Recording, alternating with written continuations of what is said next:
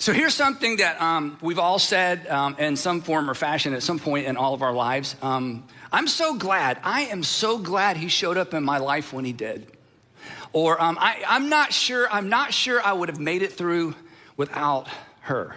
Or I would not be where I am today apart from them. If it wasn't for him, if it wasn't for her, if it wasn't for them. As soon as I put these statements up here, all of us can think about that one person or that group of people or a couple of people that you think, wow, if they had not shown up when they shown up, or if they had not been in my life, I certainly wouldn't be where I am today doing what I'm doing today. Obviously, I would not be doing what I'm doing today without my dad. I think a lot of us would say it was a parent or your parents that kind of set you up for success. You're so grateful for your parents. You weren't always so grateful for your parents, but you are now. Others of us have had mentors in our lives. Charlie Renfro is a mutual friend of our family, was a mentor in my life. Charlie taught me so much about organizational life and how to navigate organizational complexity. He used to walk in and we'd have breakfast. He'd say, Andy, what you working on big? What you working on big? And I wasn't working on anything big, but he helped me think big. And when I think about the people in my life that kind of dropped in at the right time, he's one. Another guy who dropped into my life at a critical time was a guy named Steve. Steve was my counselor. And Steve used to ask me these awful questions that just would drive me nuts. And I would kind of have worked myself up into thinking, oh no, this is going to happen and that's going to happen. This is going to happen. This will never happen. And I would worry. And then Steve would say things like this. He'd say, Andy, do you think God's hands are tied?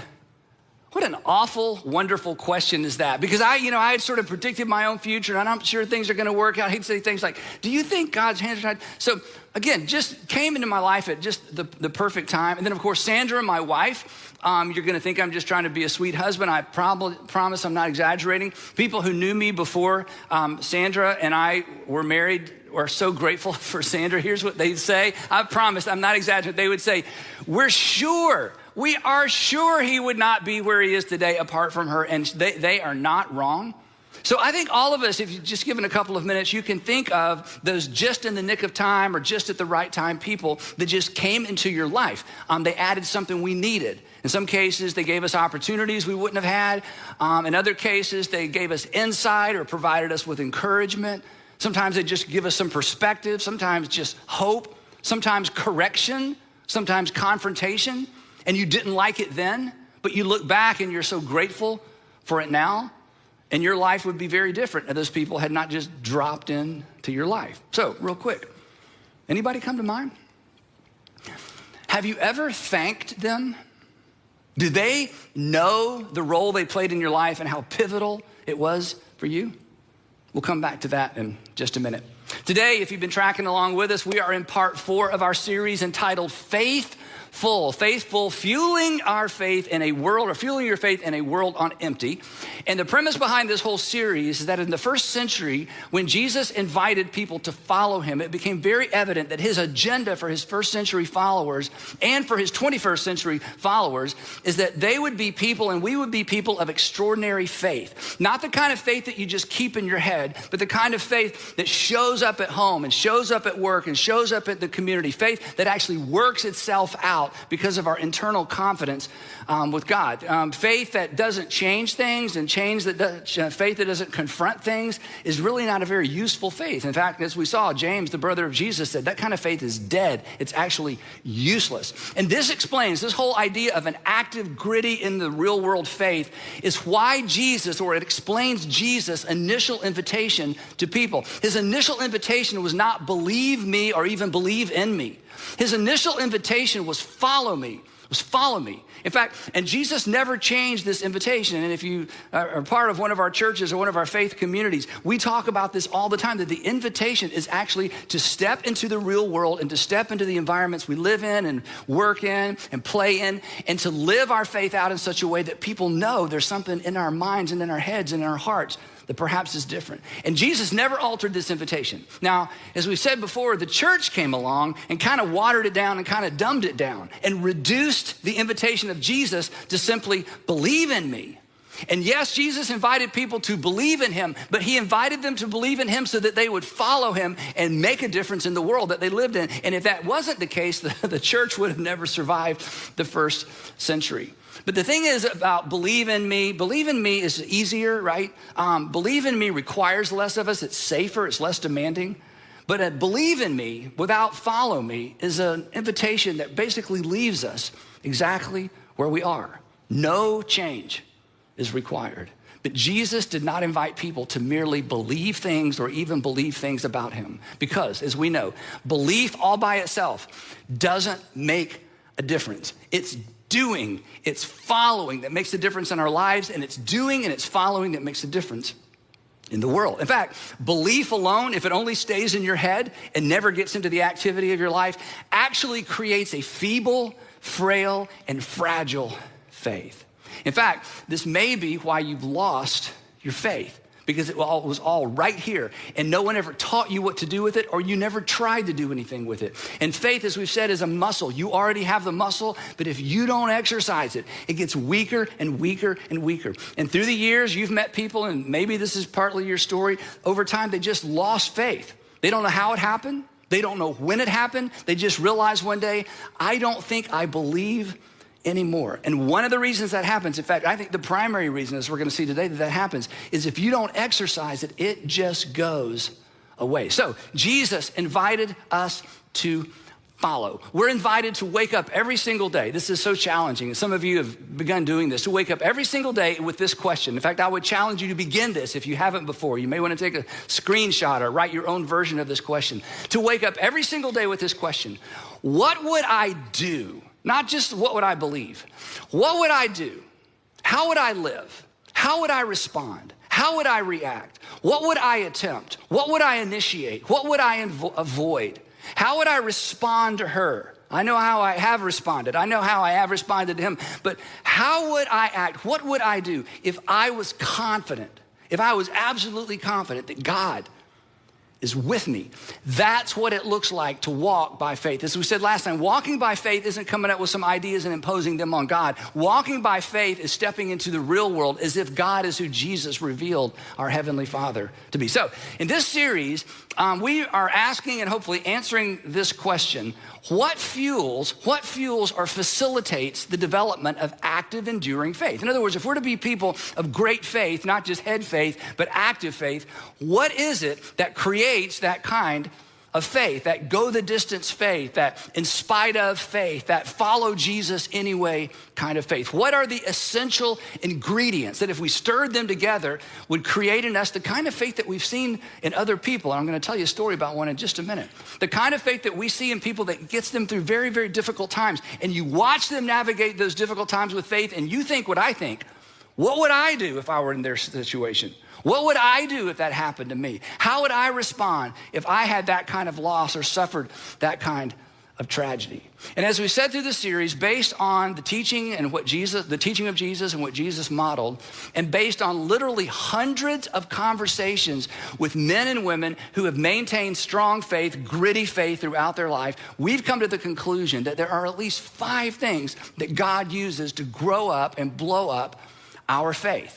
5 things. Again, there may be 7, there may be 10, but every time people tell their faith story, they always, 100% of the time, they always get to all 5 of these things. So we decided to unpack each of these 5. And 2 weeks ago, we started with the first one, practical teaching. We said that when anybody tells their faith story, they always talk about the first time someone opened the scripture for them in such a way that they knew what to do with what they believed. And so many times in so many churches, unfortunately, it's all about changing your thinking, or it's different ideas, or it's thoughts, or it's theology. But faith begins to grow when we begin to act on our faith. And so when people tell their stories, they say, hey, I believed a lot of stuff, but then I went to this church and the pastor opened up the scripture in such a way that I knew what to do with it. Or I went to a campus ministry when I was in college and they opened up the scripture, and for the first time, I knew what to do with it. I knew how to date. I knew how to respond to people. I learned to be generous. I learned to put my character ahead of my wants and my wishes. I finally discovered what faith looks like in the real world. So practical teaching is one of the things that God uses to grow up our faith. Because until we have handles and until we have application, we don't know what to do. And here's why it works. We talked about this. When our active faith intersects with God's faithfulness on the back end, our faith grows. That is, when we experience God on the back end of a decision that we've made in terms of following Jesus, when we've done something sacrificial for somebody else, when we've trusted God with the relationship, trusted God with our finances, on the back end, when we experience his faithfulness, our faith grows. Then last time we talked about this second, what we sometimes refer to as faith catalyst, and we talked specifically about personal ministry. When people tell their story about their faith, they say, yeah, I remember the first time I felt the nudge to serve somebody else, to step in and lead a group, to go on a mission trip, to begin giving consistently, to begin serving other people, and I didn't feel adequate. I didn't feel prepared. I knew they were gonna ask me questions I couldn't answer. I knew the kids in the class were smarter than me. I knew I was gonna be around a bunch of adults who'd been a Christian longer than me, but I just felt this nudge, and when I stepped into that environment of serving other people in Jesus' name, something happened on the inside of me. My faith grew. God came through, and when God came through, my faith grew. So today, we're gonna talk about the third of 5 things that God uses to grow our faith, and we refer to it as providential relationships. Providential relationships. When anyone tells their faith story, and if you were to stand up and tell your faith story, every faith story has this component of, and then I met this girl, then I met this guy, then I met this couple. Then we had these new neighbors that moved in, and we found out they were Christians, and it kind of freaked us out a little bit, but they were like the nicest, kindest people. Then they invited our kids to their church, and we thought, we need to check that out. And then we've become people of faith, and it was like God dropped them into our lives. Maybe your story is that your mom remarried, and your stepfather, your new dad, was a Christian, and you were introduced to faith. But when people tell their stories, they always talk about, then I met these people. Then these people came into my life. Somebody invited me to their small group. This group of girls on my college campus invited me to a small group. I'm like, what's a small group? Sounds kind of strange, but it was in that small group that I was introduced to faith in Jesus, or maybe a coach. I mean, it goes on and on and on. But the point is this: when you consider your story, and when you consider those people in your story, it's as if God dropped them into your story, right? It's like he dropped them right into your life at just the right time. In the moment, you don't know that. But as you look back and you think about what a defining moment that was for you, when you think about the change that happened because of that relationship, you can't help but feel that it was somewhat providential. It was like it was divine intervention.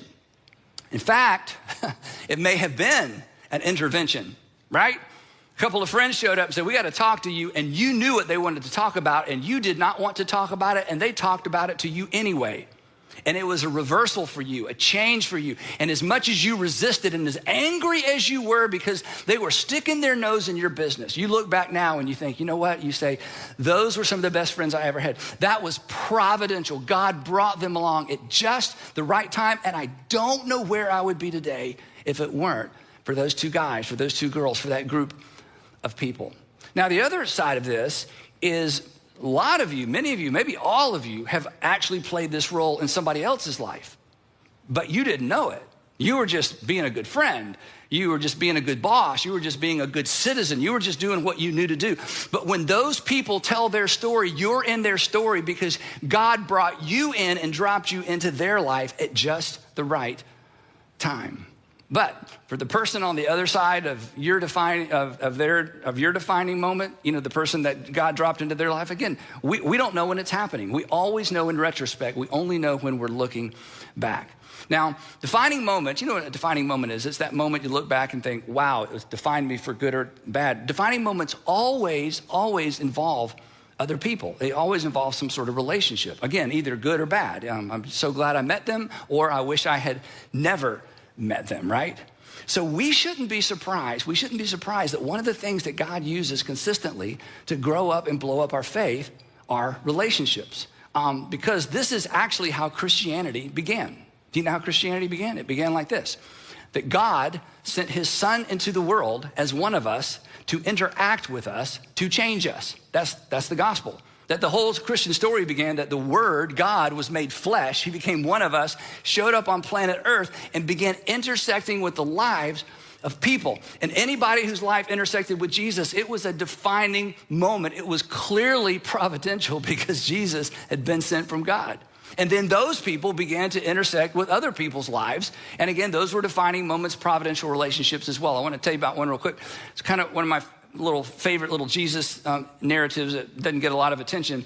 Jesus comes to a young guy named Philip, And he says, Philip, I want you to follow me. And he had invited Peter, Andrew, James, and John. He says, Philip, I want you to follow me. And Philip, instead of just saying, okay, I'll follow you, Philip says, okay, but I need you to wait here for just a minute. And Philip goes and he gets his buddy Nathaniel. And he says, Nathaniel, you're not going to believe this. We have met the Messiah. And Nathaniel's like, sure you have.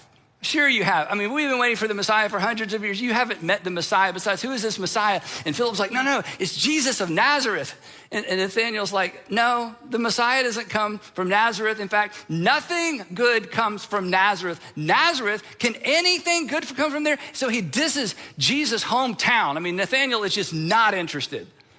At which point, Philip, if he were like most of us, would be like, okay, you just stay here and have your little itty bitty insignificant life. I'm going to go follow Jesus. We're going to change the world. My name's going to be in the Bible. Your name's going to be nowhere. Okay. So that would have been the logical thing to do. I'm going to follow Jesus. I gave you a chance. Okay. For the rest of your life, you're going to look back on this deal. You should have bought Google stock and you should have followed Jesus. Okay. But you missed it. Okay.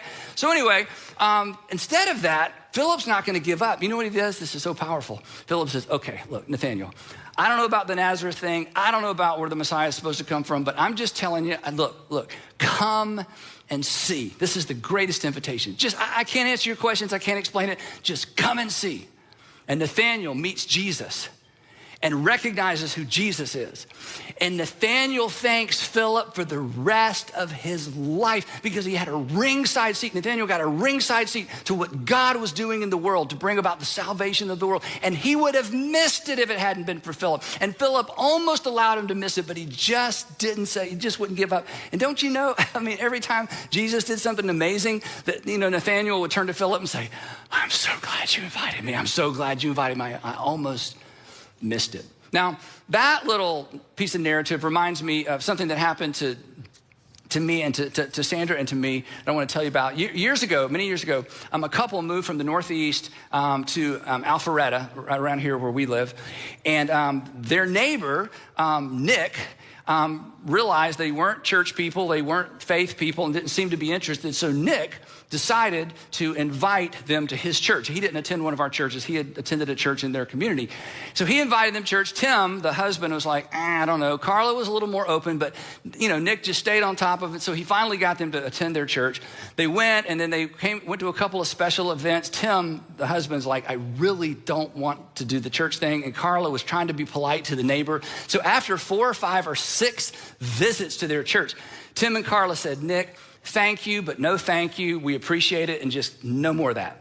Well, if you're Nick, you're thinking, I get extra credit. I invited my neighbors to church, and they didn't want to go to church, but God, I've been persecuted for my faith and rejected, and, we'll forget this, right?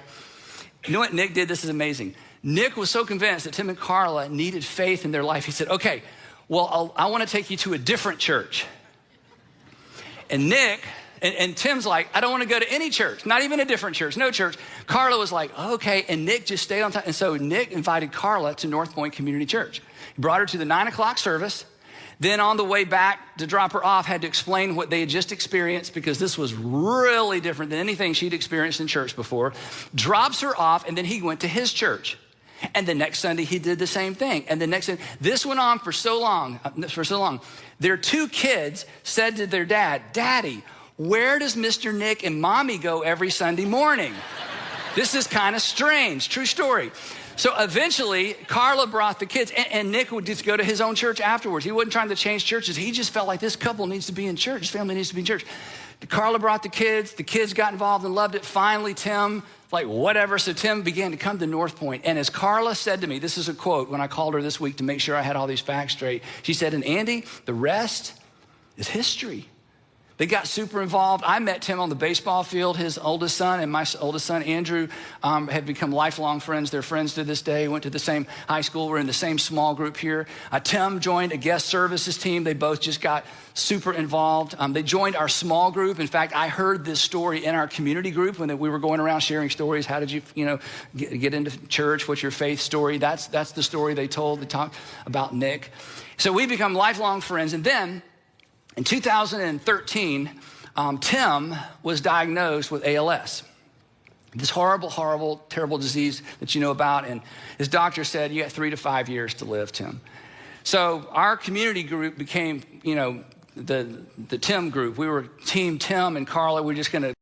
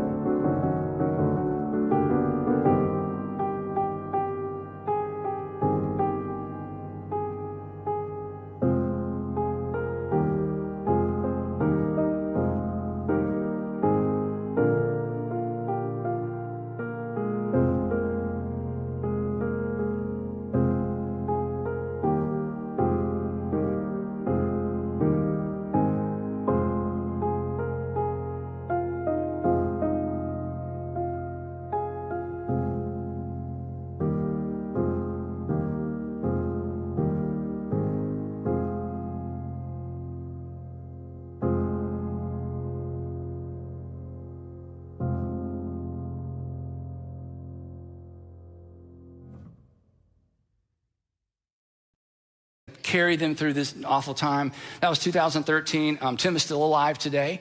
But during that time, as we watched him slowly deteriorate, I'm telling you, watching his faith and watching Carla's faith is one of, if not the most inspiring things that has happened to me as an adult as it relates to my faith. In fact, several years ago, our parts of our community group would go do the ALS walk or the walk to defeat ALS. So one year when I was there, I took this picture. I want to show you this picture I took with my phone. This is not Tim. This is Tim. And I saw Tim coming. This is a buddy that was in his support group that has since passed away. Tim saw us. He's walking over. Then he saw his buddy, and he immediately, so emotional to me, went down on one knee and just took him in his arms. And Tim pastored his ALS support group. I think all of them have passed away. He is the lone survivor. He's like the survivor. He's like the granddaddy of the bunch. He's since lost his voice. I'll tell you more about that in just a minute.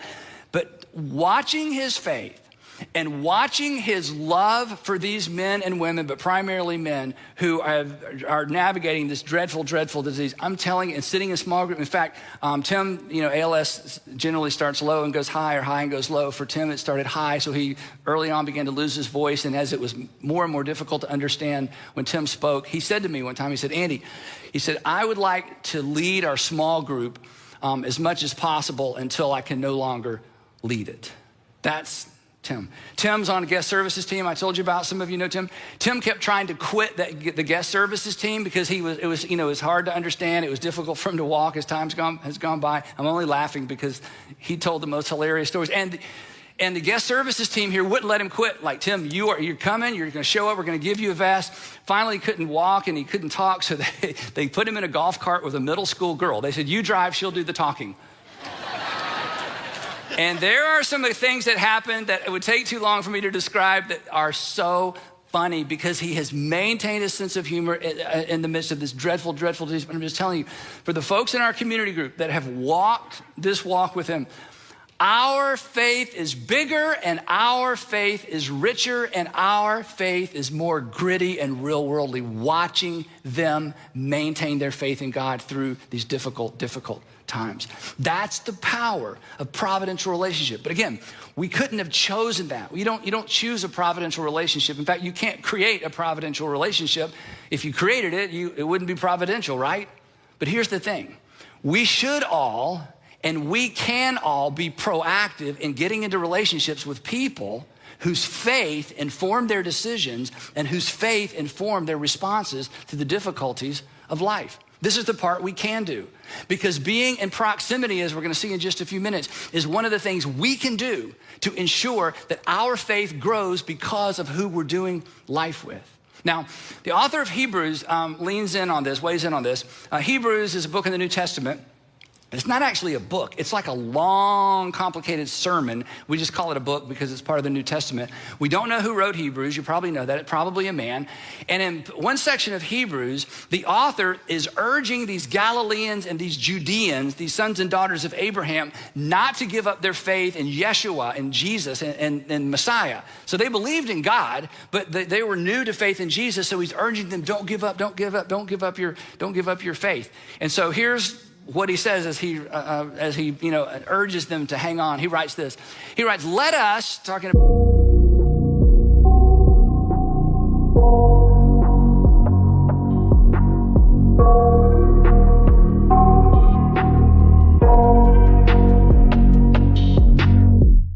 I got nightmares in my head, I fear that the thoughts build up until I can't hear, that my mind fills up into a creature, and it haunts me somewhere much deeper. Anxiety, filling up every space, no privacy. And silently, it could build and build until you finally see, whoa, it's taking over, damn, no closure, moving closer. No exposure, I just wanna be a loner. Some can't stay sober, looking over all their shoulders, like moving boulders just to get out of the home. It sucks, I've had enough, I don't wanna feel the stuck under the rug. All my problems that I shove. I got nightmares in my head, I fear that the thoughts build up until I can't hear, that my mind fills up into a creature, and it haunts me somewhere much deeper. I got nightmares in my head, I fear that the thoughts build up until I can't hear, that my mind fills up into a creature, and it haunts me somewhere much deeper. I've been feeling weird, I can't seem to focus good enough. Nothing's really clear, sometimes it could be a little tough. I just need to feel like the end's in sight for me, but let's be really real, anxiety can foggy all this stuff. I've been feeling weird, I can't seem to focus good enough. Nothing's really clear, sometimes it could be a little tough. I just need to feel like the end's in sight for me, but let's be really real, anxiety can foggy all this stuff. It sucks when you finally feel like giving up. Oh God, no luck. Everything feels like you're sticky stuck. I'm lost, handcuffed to the bed where I sleep. Don't give a fuck, can't stop. Unplug, feeling overwhelmed. I think I've had enough. Gotta find a way to get some energy. Gotta find someone who's a good friend of me. I need purpose to make it all worth it. I'm still searching and I'm still learning. I want a life that's filled with memories, not a life with regret and frenemies. I need focus to keep me from hopeless psychosis if I keep moping. I got nightmares in my head, I fear that the thoughts build up until I can't hear, that my mind fills up into a creature, and it haunts me somewhere much deeper. I got nightmares in my head, I fear that the thoughts build up until I can't hear, that my mind fills up into a creature, and it haunts me somewhere much deeper. I've been feeling weird, I can't seem to focus good enough. Nothing's really clear, sometimes it could be a little tough. I just need to feel like the end's in sight for me, but let's be really real, anxiety can foggy all this stuff. I've been feeling weird, I can't seem to focus good enough. Nothing's really clear, sometimes it could be a little tough. I just need to feel like the end's in sight for me, but let's be really real, anxiety can foggy all this stuff. About that faith community, primarily Jewish believers. Let us hold, love this word, unswervingly. We've all driven swervingly. This is unswervingly. Let us hold unswervingly. That is a straight, direct line to the hope we profess. For he who promised, and here's our word, is faithful. He's like, you can't let go of your faith in God. If you let go of your faith in God, where are you going to place your hope? Because God has done something right here among us. This was written in the first century. They're still eyewitnesses of the resurrection. He's like, you can't let go of your faith, because he who has promised is faithful. But they were going through very difficult times. So consequently, he's like, hey, don't give up, don't give up. And then he says this, in order to facilitate us holding on unswervingly, he says this, and let us consider, that is, let us think about it, contemplate, let us focus on, let us consider how we may, and here it is, spur one another on. He's like, if your faith is going to remain rock solid, if you're going to maintain your faith, you're going to need some other people, and some other people are going to need you. He says, I want you to give some thought to how you can spur other people on in their faith. And then this is the great part. But not just faith that's here. He says, toward love and good deeds. In other words, he's saying, I want you to help each other live out your faith in the real world. Why? Because when our faith intersects with God's faithfulness on the back end, our faith gets bigger. So he's like, I want you to spur one another on. I want you to get in each other's face. I want to make sure you're still getting together. And I want you to hang on to faith. And I want you to hang on to faith in such a way that it shows up in the real world. And then he says this. In fact, what he says next is the verse of scripture that I'm sure over 100 people texted me, voicemailed me, emailed me during 2020. Not giving up meeting together. In fact, some of you emailed me this verse. Andy, we're supposed to not give up meeting together, which is always curious to me, and I was not rude to anyone, but here's what I thought. Do you really think we've abandoned giving up together? Do you know how many chairs we own?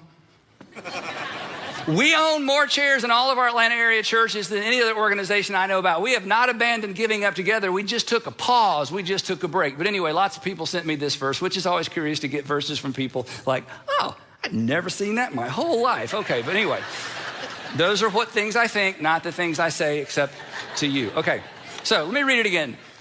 Not giving up meeting together as some are in the habit of doing, but here it is again, but encouraging one another. Now here's the question, why? This is huge. Why? Well, why, when it comes to our faith, and when it comes to our faithfulness, and when it comes to recognizing God's faithfulness to us, this is so important. When it comes to our faith, the grit and the reality of our faith, when it comes to our faithfulness, that is doing the things we feel nudged on the inside to do, and when it comes to experiencing God's faithfulness, proximity matters. Proximity matters. Proximity and relationship are faith builders. Now here's my observation, and this may be your story. In fact, what I'm about to say next may explain why you've lost faith or why you're losing faith. Here's my observation. That people drift from their community of faith. People drift from their community of faith before they drift away from faith. That people don't drift away from faith because they read a Richard Dawkins book or they heard something in a freshman class in school and it's like suddenly, boom, faith is gone. I mean, those things happen. I mean, there's an intellectual side to faith, no doubt about it. We talk about those things.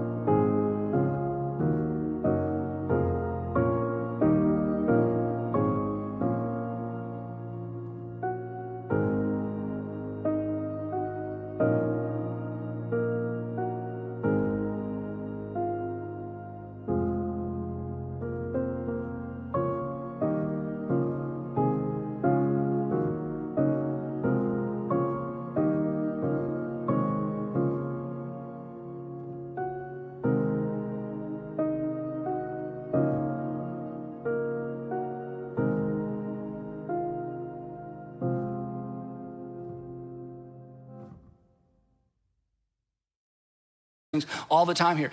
But in terms of actual experience, people tend to drift away from their community of faith before they drift away from faith. And this is what the author of Hebrews is getting at. Or let me just say it this way.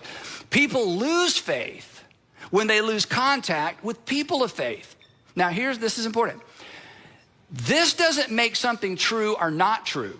In other words, being with people doesn't make something true, and not being with people doesn't make it untrue. You're smart enough to know that. It has nothing to do with reality. It has to do with our faith. It has to do with our confidence in. And if you allow yourself, or I allow myself, to drift away from my community of faith, it's only a matter of time until I begin to lose faith. Because proximity when it comes to faith matters, because allowing God or watching God work in other people's lives is one of the things that bolsters our faith. We realize we're not an island. We realize we're not on our own. We realize we're not the only one. And all this points to why relationships are critical to growing, enduring faith. Put it this way. When we see, this is what happened to us with Tim and Carla. When we see God's faithfulness in somebody else's life, it's easier to trust him with ours. When we see God's sustaining grace, when we see God's sustaining faith, when we see God's activity in someone else's life, in someone else's circumstances, when we see it in other people, it is easier to trust him with ours, especially when we're walking through a valley, or especially when things aren't working out and things aren't up to the right. Now, most of us, as I said at the beginning, while most of us have experienced this in some sort of unexpected, out of the blue kind of providential way, again, there is something we can do to facilitate this faith catalyst. There's something we should do. We actually have a role to play. And that role is simply this. We got to stay connected. We got to stay connected. Staying connected to a community of faith grows and sustains and builds our faith. And here's the amazing thing. And it positions us to play a role in someone else's faith journey as well. Now, when we started our church 25 years ago, we knew about these five faith catalysts because of work we had done with students for many, many, many years. So we organized our church around these five, and we organized specifically to providential relationships. We knew that we couldn't program a relationship, and you certainly can't program or organize a providential relationship, but we could organize to increase the potential of a providential relationship. This is why we do community groups. This is why we want you in small groups. It's not just so you'll have something to do. You've got enough to do, but we want you doing life with other believers so you can experience their faith and they can experience yours. Again, I cannot imagine the loss it would be to me not to know Tim and Carla live. It would be a loss to me, which sounds selfish, but I'm just telling you, apart from community group and being in group with them, we would not have had this journey with them together. And they would tell you, they're not sure where they'd be without our group and the support that we've been to them. We didn't plan that. We just planned, let's put people in groups. And as people have grouped up, these things just happen. And many of you could stand and tell your own story. The other thing we did from the beginning, and we were the first church that I know of to do this. A lot of churches do it now. With our children, our middle school and our high school students, when you serve, and many of you signed up to serve last week, we're so excited about that, and we still love to have more of you. We connect adults and high school seniors, or high school students oftentimes, to children, and the group leaders for children stay with those children 3 or 4 years. The reason is because the relationship is or more important than the content. When somebody plugs in with a middle schooler in the 6th grade, our goal is for those adults to stay with those middle schoolers 6th, 7th, and 8th grade, because the relation. I know you told your friend you're not okay, and tell me what's wrong and why you never said you felt that way. And guess you're trying to stay strong and fake a smile until I look away. But I've known you too long, it hurts to watch your blue eyes fade to gray as you fade away, as you fade away. Yeah, I'm about to fade away, cause every time I wake up I feel like it's Monday. Something's going wrong with all the chemicals up in my brain. All of a sudden I don't look at anything the same way. Got a buildup of my thoughts sitting in an ashtray. I'm sorry that I'm so inconvenient, okay. Just let me be me and I'll stay out of your way. I can see the way you look at me, I'm such a disgrace. I never really asked to be brought into this place. You wanna love me? Well then baby, have a taste. All the highs and the lows, no you'll never be the same. I don't really wanna hurt you, but I can't control the pain. If you're sticking by my side, maybe we could be okay. Okay, maybe you could be the change I need today. I promise that I've never felt this way. I really hope that you will choose to stay through all the pain. I know you told your friend you're not okay, and tell me what's wrong and why you never said you felt that way. And guess you're trying to stay strong and fake a smile until I look away. But I've known you too long, it hurts to watch your blue eyes fade to gray as you fade away. As you fade away. As you fade away. As you fade away.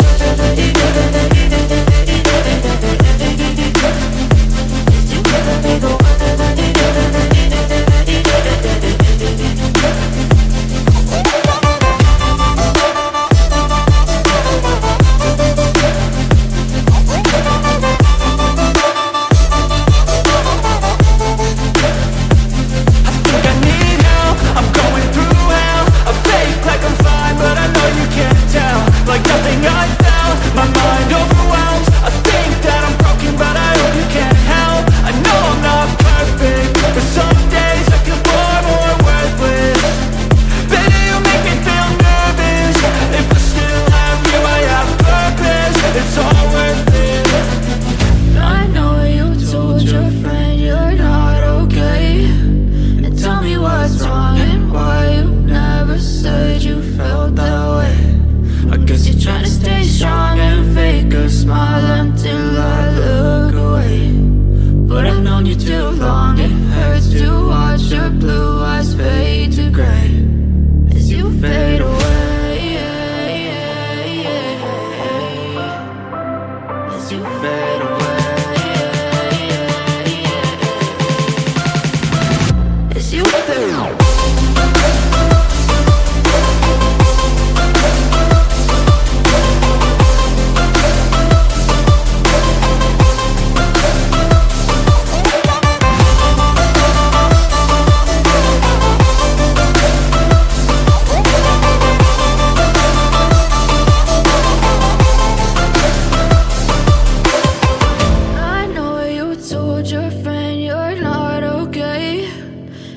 What's wrong and why you never said you felt that way. And guess you're trying to stay strong and fake a smile until I look away.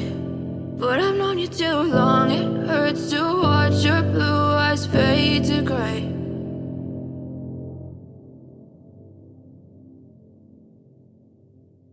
Relationship is as or more important than the content. The same with high school. And so consequently, we've been doing this for so long, the stories we hear, not about the content. Oh, I'll never forget when they shared that one story. I mean, we get some of that. Mostly what we get is she was so influential in my life. I don't know where I would be without him. I'm so glad he was in my life because my parents, they lost their minds. But fortunately, my small group leader kind of helped me place all that into context. And I can't even begin to remember all the parents through the years who have said, I'm so glad my son, my daughter had that small group leader for those years. So again, we've done everything we know to do organizationally and programmatically to facilitate the potential of providential relationships, because providential relationships is one of the big 5 things that God uses to grow our faith, and the payoff in terms of spiritual maturity has been absolutely huge. So let me just say this to you parents, okay? I don't want to say you're crazy not to, okay? That's too strong. But as a parent who raised 3 kids in these environments, you do yourself a disfavor not to have your kids here. Not so we can count kids. We're not winning awards. We're not competing with anybody. It's just that your kids' faith is contingent upon your faith to some extent, but also the faithful adults that are around them. That's why we do what we do. And it's why, as I said earlier, I encourage you to invite people to come sit with you. Come sit with me. This is potentially a life-changing invitation. It really is. A single invitation, think about this. A single invitation, you never know, I never know. A single invitation could position you as a catalyst in someone's faith story.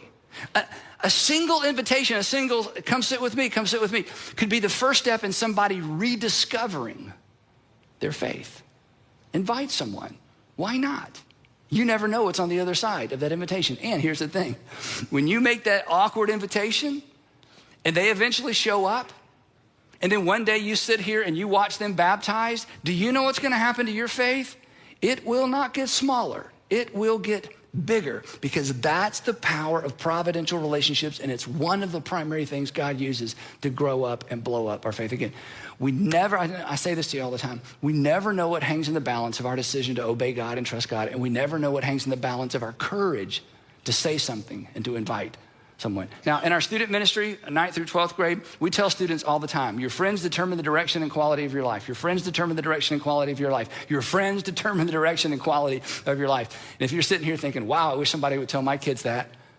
Okay, anyway, your friends determine direction and quality of your life. But what's true for 14-year-olds, it's true for 40-year-olds. The people that we choose to do life with influence and impact the strength and the endurance of our faith and the depth of our faith. Again, because when we see God's faithfulness, in someone else's life, it's easier to trust him. It's so much easier to trust him with ours. When we trust God with our lives, our faith gets bigger, stronger, and more enduring. And we only trust God oftentimes when we have the courage to step out and trust God in unusual ways because we've seen somebody else do it. So here's the last challenge for you. If during this season, for whatever reason, intentionally or unintentionally, you've begun or you've gotten unplugged from a faith community with people who believe like you do and are moving in the direction and value what you value, you need to get reconnected. Even if it's a little awkward, you need to get reconnected for the sake of your faith, and if you're a parent, for the sake of your kids' faith because they're watching. And if you know someone who needs to get connected, you should make that call.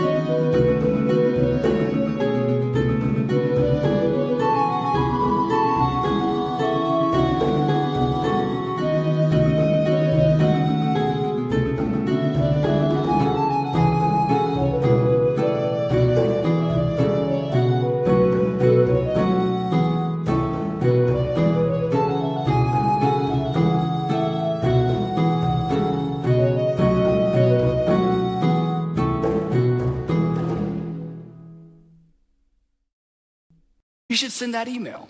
You should invite them into your group. You have no idea who needs a simple invitation, and you have no idea what's on the other side of that simple invitation. But here's what will happen. If you make the invitation, when they tell their faith story, they're going to talk about you. And who knows? When you tell your faith story, you may end up talking about them. Because God uses community. Proximity matters. When we see God's faithfulness in someone else's life, it is easier, it is so much easier to trust him with ours.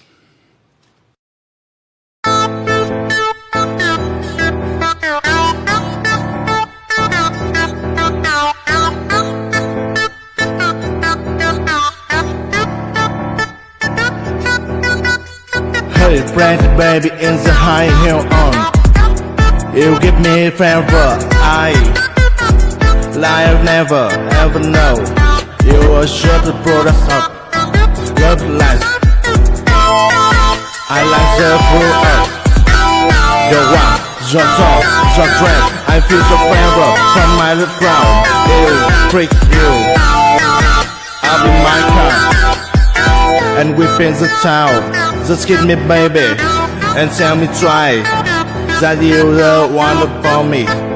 The way you make me feel, the way you make me feel, you really turn me wrong. You really turn me on. You knock me off my feet. My lonely days are gone.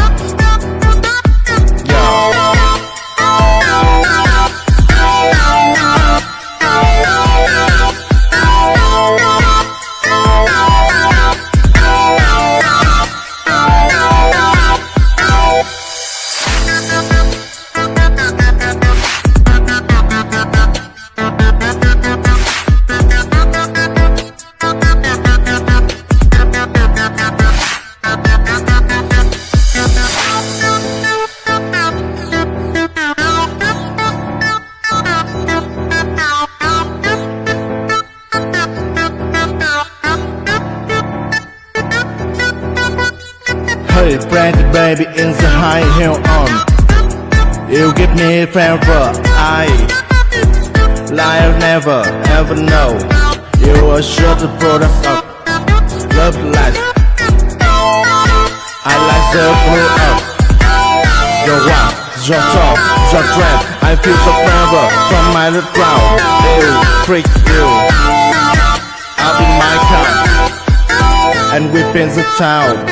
Just give me baby and tell me try that you the one for me. The way you make me feel, the way you make me feel, you really turn me wrong. You really turn me on. You knock me off my feet. My lonely days are gone.